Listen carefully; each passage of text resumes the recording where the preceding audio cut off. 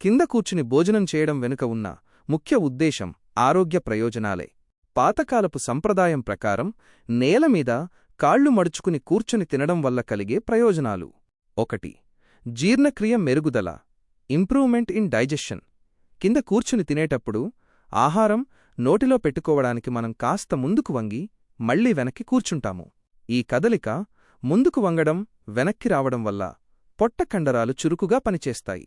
ఇది జీర్ణరసాలు సరిగ్గా విడుదలకు సహాయపడి ఆహారం త్వరగా, సులువుగా జీర్ణం కావడానికి తోడ్పడుతుంది. 2. శారీరక వ్యాయామం, ఫిజికల్ ఎక్సర్సైజ్.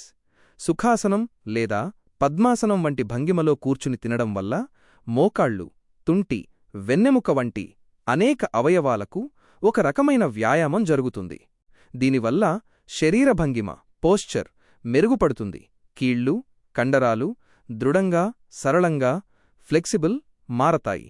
3. బరువు నియంత్రణ, వెయిట్ కంట్రోల్.